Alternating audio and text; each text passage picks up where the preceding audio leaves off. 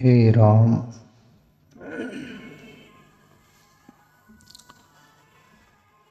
हाँ प्यारे मित्रों,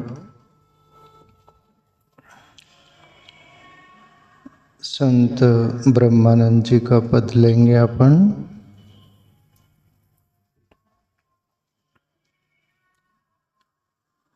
बज रही में इन विषयन से,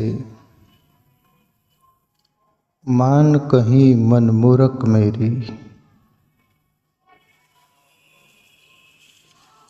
प्यारे मित्रों, ये शरीर में कोई तो रहता है जो रोकता टोकता है, बोलता है। जिसको बोल दो तो अंतरात्मा,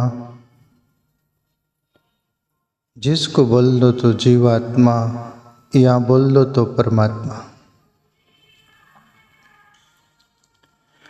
और ये संत महापुरुषों को अनुभव होता है, दिखाई देता है, तब वो बोलते हैं ये हकीकत में हम सब में है।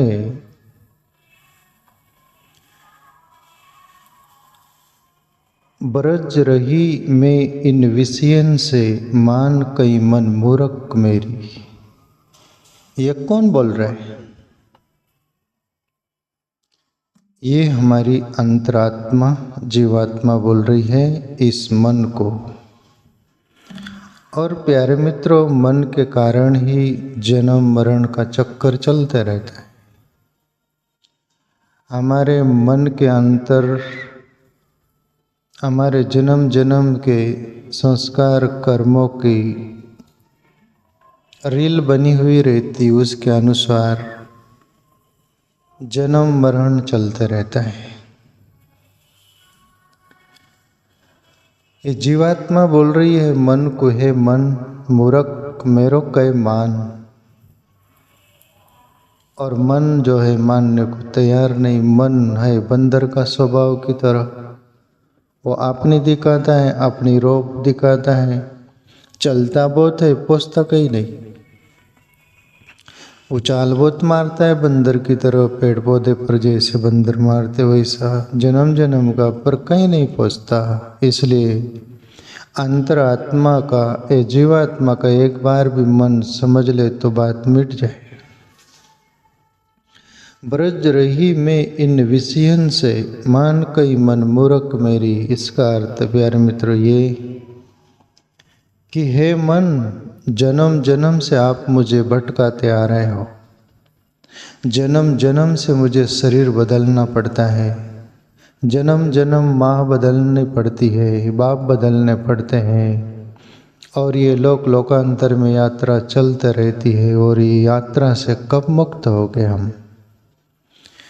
और इस यात्रा से मुक्त हुआ जाने का विकल्प जरूर है प्यारे मित्रों, यह सत्य ट्रुथ है।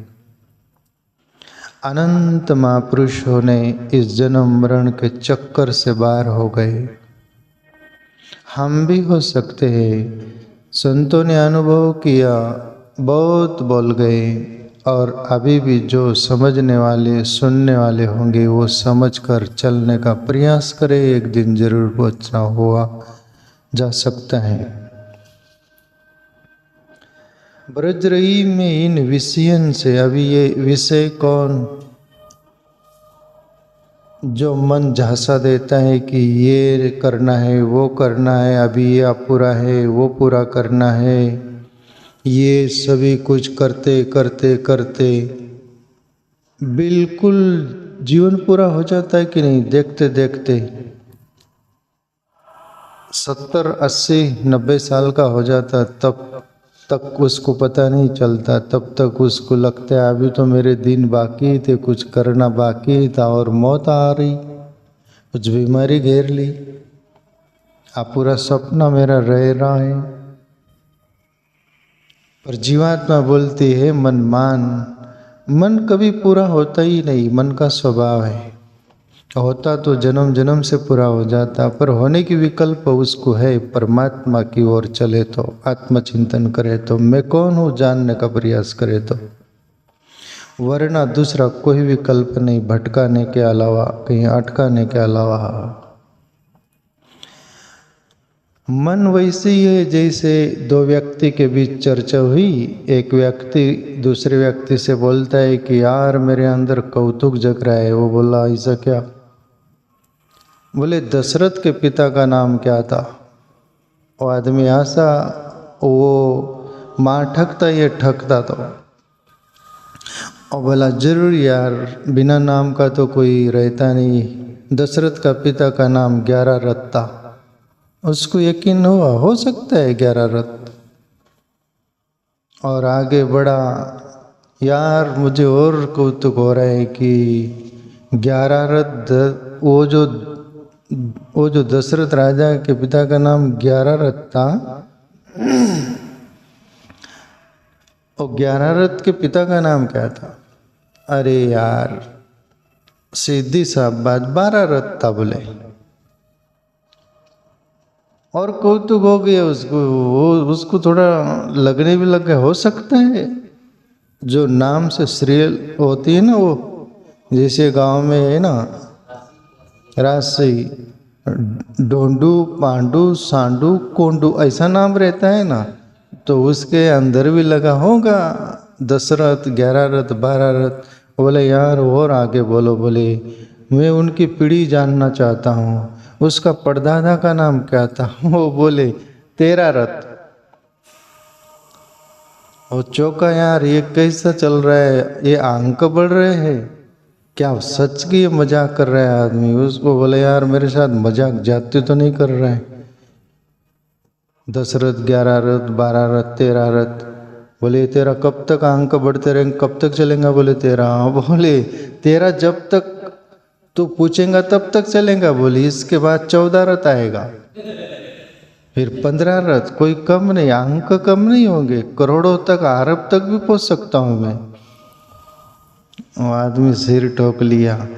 ऐसा ही मन है, मन विकल्प देते रहता है, उसमें तथ्य और पत्ते नहीं। जैसे दशरथ राजा के पिता, उनका नाम कोई तथ्य पत्ते नहीं, तो ऐसा ही ये मन को ये जीवात्मा बोलते था, और ये बोलते रहता है, और मन बोलते रहता है 11 रथ, 12 रथ, 13 रथ, 14 रथ, कहीं पूरा नहीं होता। जीवात्मा बोलती है उसको, बाज रही मैं इन विषयन से, मान कहीं मन मूर्ख मेरी, अब मान जाए मन। और जो ईश्वर की ओर कोई सद्गुरु मिल गया और ईश्वर की ओर ये मन लग गया, फिर बाज आ गया वो।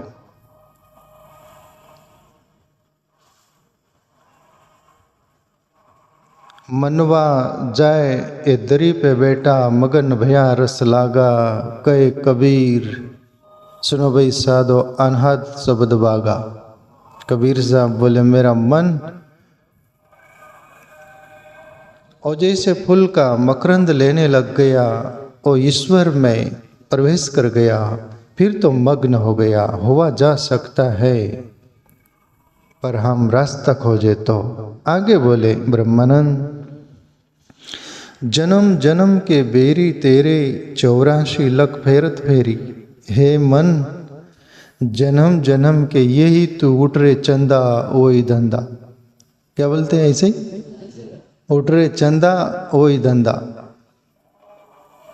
वही डिट्टो मन वही बोलता है।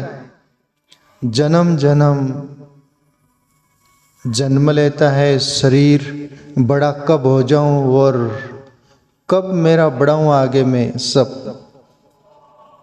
कोई भी जन्म में पशु होगा, पक्षी होगा, मनुष्य होगा, तो परिवार बढ़ाएगा, उसका विस्तार करेगा, करते रहेगा। जैसे रावण का 1.25 लाख नाती, 1.25 लाख पोती, फिर भी न रही ध्यान बाती वाली बात हो जाती, फिर भी मानता नहीं मन। तो ये 84 लख में ये मन के कारण फेरा मारना पड़ता है। प्यारे मित्रों, ये सभी जो है कामना के कारण। कामना किसी की पूरी नहीं हुई, जैसे लकड़ी आग में डालो, प्रभु श्री कृष्ण बोले गीता में, अर्जुन ये जैसे कामनाएं वैसे ही है, जैसे आग में लकड़ी ईंधन डालते रहो। आग कभी बोली कि बस जलाते ही रहती, ऐसी कामनाएं पूरी नहीं होती। कामनाएं बस तभी शब्द आएगा परमात्मा में हम प्रवेश करने का प्रयास करें और पहुंच जाए, तब कई कबीर में पूरा पाया, पाने को कुछ नहीं। आगे बोले ब्रह्मानंद जी, ये मीठे पल जहर भरे हैं, सुख थोड़ा अरु विपत घनेरी। महाराष्ट्र में तुकाराम बाबा एक संत हुए, सब जानते, पूरा भारत जानता है, अदर भी देश जानते होंगे तो पता नहीं, पर तुकाराम बाबा के एक अभंग है, उसमें वो बोले, सुख जवा पाड़े दुख पर्वता एवड़े। बोले सुख इस जगत में, इस दुनिया में जव यानी चावल के दाने इतना सुख है, और दुख पहाड़ इतना है।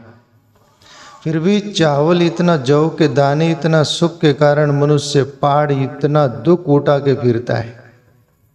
वैसे ही गर्भवती प्रेग्नेंट स्त्री बच्चे पालती 9 महीने 9 दिन खुश रहती हो कि बार बार देखती अपने उदर को, पेट को, हो रहा है बड़ा, खुशी होती है, उसको दर्द नहीं होता, दुख नहीं होता, कुछ नहीं होता। ऐसा ही ये थोड़ा सा सुख के कारण दुनिया भर का दुख जन्म जन्म सर पर लादते फिरता है।